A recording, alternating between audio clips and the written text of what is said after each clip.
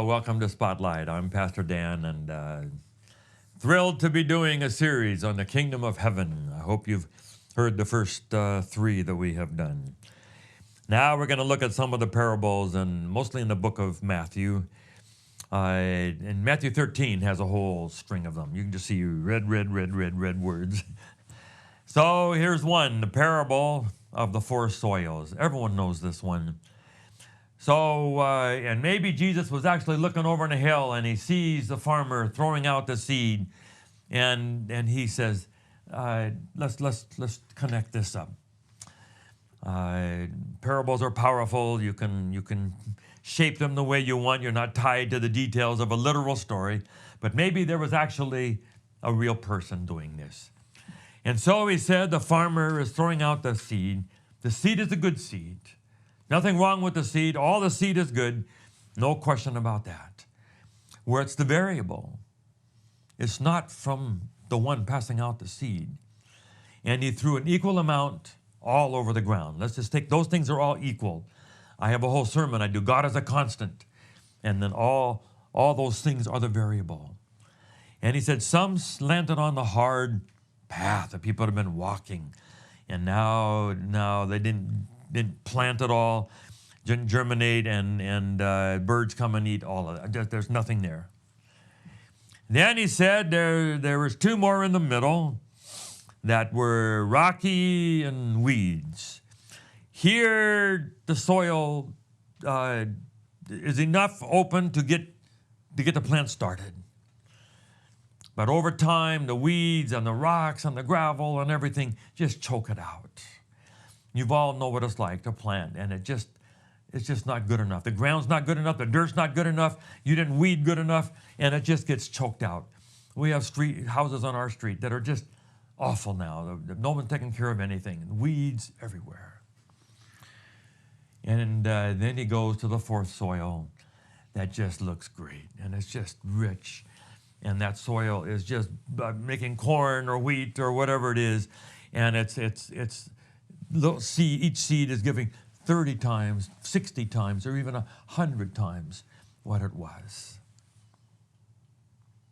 What does it mean? And he says the kingdom is like that. The sower is Jesus, the gospel. The seed is the gospel of Jesus. There's nothing wrong with the gospel. The gospel is the same to everybody. It is the pure message of the God of love and God of grace. Jesus dies for everybody. All those things are equal to everybody. No one gets a little extra share. God gives his Holy Spirit, love and grace, forgiveness, and the cross to everybody. But some people's hearts are in different places. Some people's hearts are the hard. Other people are soft a little bit. They get a little started and they get excited and they come to Jesus and they get forgiveness. Maybe they get baptized, and then they get into a church and they see something they don't agree with. They see some politics. Someone says something that hurts them, and pretty soon you don't see them anymore. And we all either done it ourselves or we know what it's like. And then he said, but some people have a soft heart for God. And the soil gets in there and it germinates and it comes out of the ground and it just flourishes. And he's saying, you have a choice. You have a choice. Now here's where the metaphor is a little difficult, because dirt is dirt. It's not animate. It's just dirt. But in reality for us, we have a choice. You have a choice to be hard. You have a choice to let the troubles choke out your faith, or you have a choice to allow it to softly come in and say, God, I'm open. Do whatever you want with me. I want to grow. I want to change.